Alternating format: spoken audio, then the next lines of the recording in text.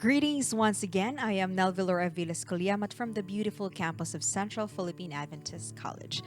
I hope that you enjoyed our message yesterday with Dr. Jesse Aragon. And today we still have another message coming. But before that, I will introduce to you our speaker. Our speaker this day is no other than one of the faculty of the School of Theology, Pastor Francis Doroy. But before he delivers his message today, let us first sing our theme song, Give Me the Bible. I hope you'll be blessed today. Give me the Bible, star of gladness gleaming, to cheer the wanderer, lone and tempest tossed. No storm can hide the peaceful regions beaming, since Jesus came to seek and save the lost. Give me the Bible, holy message shining, thy light shall guide me in the narrow way. Precept and promise, love and love combining, till night shall vanish in eternal day. Give me the Bible when my heart is broken, when sin and grief has filled my soul with fear. Give me the precious words by Jesus spoken, hold up its lamp to show my Savior near. Give me the Bible, holy message shining, thy light shall guide me in the narrow way. Precept and promise, love and love combining, till night shall vanish in eternal day. The title of this presentation is, Can We Still Believe in a Literal Creation? Is it still valid and reasonable to believe in that the world was created in 6 days, and within 6 days? Is it still reasonable to believe in that? And when we look at literature, we find that even Bible commentaries, the majority says that it's not really literal, but it's figurative, and a single day of the creation week could mean long periods of time, like 1,000 years or so. Now, in this presentation, I would like to deal on three areas on the Bible, and then we go to science a little bit, and then into the historical area of this topic is the creation week, or the first 7 days of this world, when God created everything in this world, and even beyond, including the solar system, is literal or it's figurative. Now, there's a story during the time of the building of the first temple. And the Temple of Solomon, known in the Bible as the first temple, is really a very, very expensive edifice. It is very, very costly because precious materials were part of the building, and maybe precious and also precious stones. And when they were constructing this building in the time of Solomon, huge stones were brought from the quarry to the place on site where the temple is constructed. And there was a huge stone that was brought into place that was really something that's not useful. And it's even a source of annoyance of the builders at that time. They found that the stone that was, just left aside was the right one. And even in the Bible, it is mentioned as the cornerstone. Like in Matthew 21, verse 42, Jesus said that the cornerstone, he mentioned a cornerstone that was rejected by the builders, but later became the cornerstone. So a stone that was rejected, but later became the chief cornerstone. And it referred even to himself. Genesis, the book of Genesis, and in particular, its first 2 chapters, that is the creation week, the first 7 days, is just mythical and legendary, then the entire message or theology of the Bible will be put into question. Because if it's not really literal, they were not historical, so how could we be sure that the rest of the Bible is also real and historical and something that we can rely on? So you see that it's really very important for the consistent integrity and reliability of Scripture, that from the beginning until the end, it's really something that is based on truth, or what I say is historical. So we will see. Now, if you look at the book of Genesis, you will find there that the key doctrines of the Bible are found there. And many of those are in its initial stage, or maybe like seed, if you can compare that to a seed, but it's already there, that would later germinate and would grow and mature and blossom in the rest of Scripture, in the Old Testament, and in particular in the New Testament. But the key doctrines are already there. Sometimes the scholars would say, or some scholars would say, that everything you need to know is in the book of Genesis. That's why it's very important, because it's the foundation of the entire Bible. Such as the cornerstone, or the foundation, is very important for a building. So we have there a world without sin, Sabbath, fall of our first parents, sin, decay, and death, promised Messiah, atonement, and sanctity of marriage, and so on are already there in the book of Genesis. And of course, the creation. So I'll give you 5 proofs from Scripture that tells us that Genesis chapter 1 and 2, the creation of men, when God created this world, is really literal, and it's not figurative. But before I give you these 2 evidences, I'll give you like the basic of it, the basic explanation. When we open our Bibles to Genesis chapter 1, we find there that God created the world. Okay? And so God, the creation of this world, from day 1 until day 6, and then day 7, when God rested from all His works. So it is the world that's in focus, and then man is very little. It's just on the sixth day that is mentioned. And then in Genesis chapter 2, this time man is in focus. Man is in focus. And he is now the center of the entire chapter, the creation of man. So that's really the shift, no? The shift. Or in other words, in Genesis, the creation story of Genesis was repeated in Genesis chapter 2, in the next chapter, with an emphasis on human beings. So the first here of the biblical testimony about creation is that of the use of the biblical author of the book, the word Toledoth. In Hebrew, and this is translated in English as genealogy. And by the way, the word Toledoth, we are told by Bible commentators that its root word, the root word of this Hebrew Toledoth or genealogy, is yalad. You know, yalad is to give birth, So you see, when you say to give birth or something like genealogy, it's really real, flesh and blood persons, not mythical or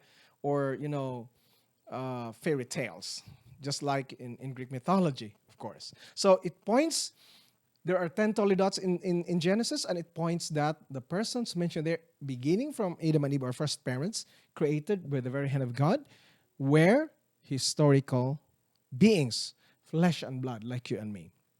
The second is the literary evidence. The word yom is always 24-hour day, especially when it is used with a definite number. So it is 24-hour day like any other day that we have today. Another is that not just the word yom, but the expression evening and morning, first day, evening and morning, second day, and on, and so forth. So that means that it is really a literal day of creation week. And the next is that there's no gap between. So they were in sequence, like we have our weekdays that we have today. And we called it as contiguous. So they are next to each other. The first day is followed by the second and the third, and on until the seventh day. Another is we find beauty and structure in the book of Genesis chapter 1 and 2. So we have day 1, and then it's completed in day 4, like light. There was light was created, and then in day 4 we have the moon and the stars and the sun, and this, of course, these heavenly bodies will tell the days and years and seasons and time for us earthlings. And then day 2.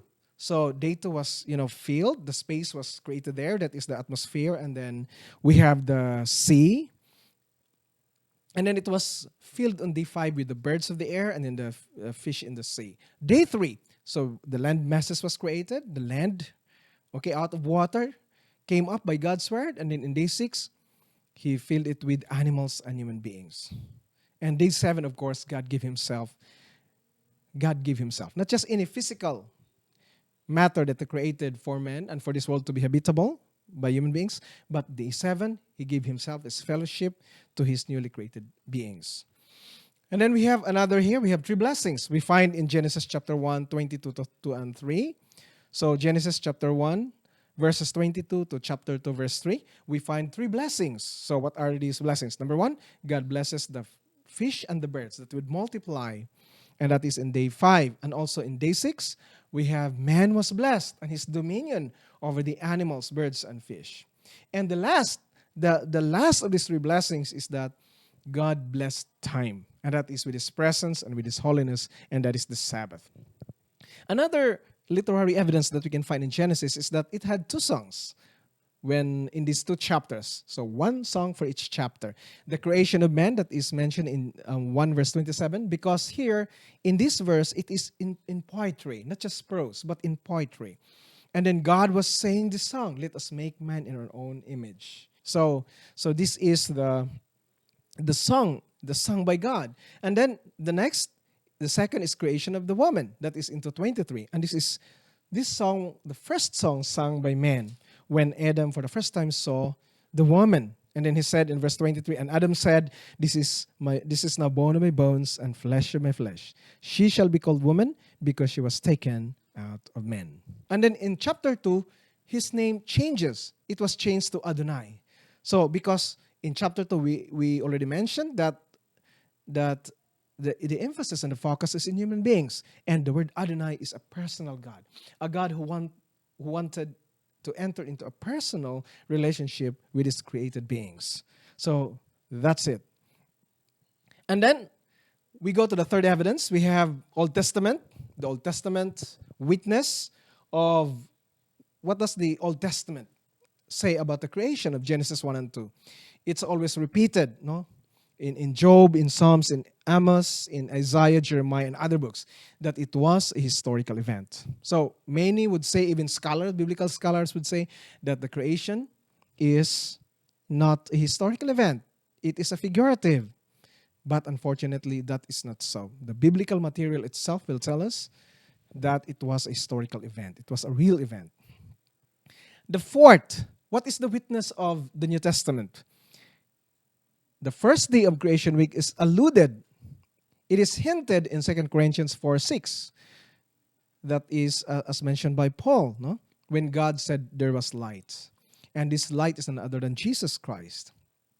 So, another is the word foundation of the world, referring to creation, is referenced 10 times.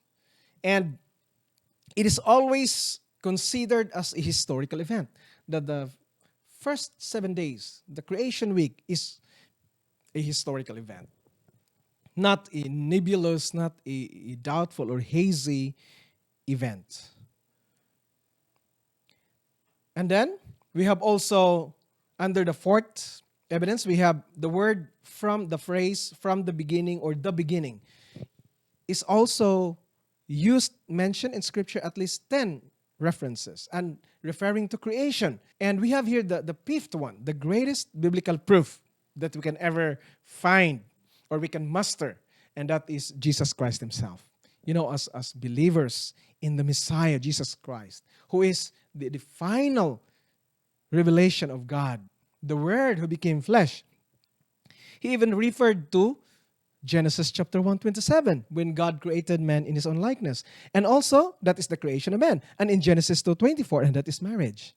So even Jesus, mentioned in our first parents in by implication. And it means only one thing, just one thing, that Adam and Eve were historical persons. So again, in the beginning, in the Gospels is mentioned 5 times and referring to the creation as a historical event. Another is Jesus mentioned Noah and Lot. These are historical persons. These are characters mentioned in Genesis, and they are historical, meaning they are flesh and blood like us. And that is in Luke 17:26-30. In this passage, that he mentioned that Noah and Lot as real persons as we are living today. The only difference is that they lived in thousands of years ago, in very remote, at the very beginning of this earth's history. And by implication, the very singular events associated with them. For Noah, it was the worldwide flood. And for Lot, the destruction of Sodom and Gomorrah by the fire from God. And even Jesus used this with connection to his second coming, that we have to prepare so that we will not be like the people in Noah's time and in Lot's time that will be destroyed because of their unbelief. So you see, Jesus referred to Noah and Lot as historical persons. He did not in any way even hinted that they are figurative or non-historical persons. So if Noah were real, the worldwide flood is real, and of course, we have evidences for that, as well as the destruction of Sodom and Gomorrah. We have evidences for that, historical evidence, archaeological evidence. Then it is just but logical, reasonable to conclude that the creation of Genesis 1 and 2 were also historical events. We have anthropic principle. Again, it depends upon which scientists you ask. But for us who believe in the Bible, and based on science, because science and the Bible are not in contradiction with each other.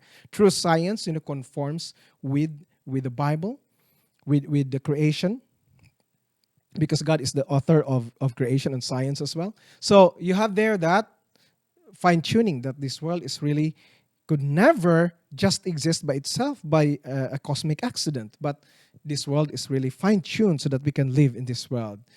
And then information in the genes, of course, we have this molecular biology, or modern science that didn't have in the 19th century, in the time of Darwin.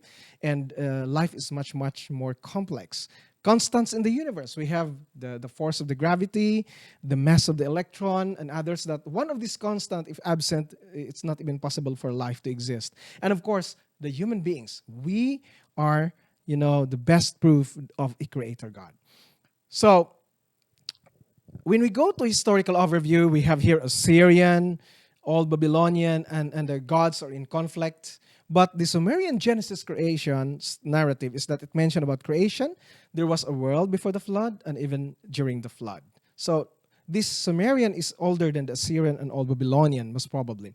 And then we have also the Egyptian. They have also their, although it's already corrupted. In the historical overview, we have the Greek, it's more unsexual, and then by the gods, and then because of that, even humanity was created, and others. Now, I'd like to mention here Martin Luther. For Martin Luther, he believed creatio ex nihilo, and I cannot mention all due to time constraint. I just mentioned here, it was not later than in the 17th and in the 18th century, and particularly in the 19th century, that what we call as documentary hypothesis, that scholars did not take the Bible, the authority of the Bible, and they question it, and then they said that Genesis was edited and then edited by scribes and by redactors, and it had not just one author, but several authors, like 4 authors. But of course, the documentary hypothesis is now, rejected by mostly by scholars, even by liberal theologians themselves or by critical scholars themselves, because the proof of the Bible is really clear, even in Genesis itself, that it has only one author, and we believe it's Moses. Now, let's go to the practical application. The practical application for our study. Can we still believe in a literal creation of Genesis 1 and 2? So the practical application is that for us, what is the message? Is that we are created by a loving creator. We are created, we came from the hand of a loving God. We are not just an accident. It's not by random that we came into this world. So that's number one. And then the Bible, the Word of God, is entirely reliable. Yes, it is reliable, and it's confirmed by science, by archaeology, that what's mentioned here are supported by evidence. Although, of course, not all, but uh, biblical materials and the characters in the Bible are supported by archaeological proofs, and more are uncovered to prove that the Bible is really reliable, that the characters mentioned in the Bible were real flesh and blood characters or persons. And then we have the third one is that life is meaningful and purposeful. There is meaning to life. If we take the evolutionary account, then there is no meaning to life. Now, what about the theistic evolution that they try to combine? Now, this is an impossibility because you can never really combine God with the principles of evolution. It's really, both are really unreconcilable. It's really impossible to reconcile them. Life is meaningful and purposeful.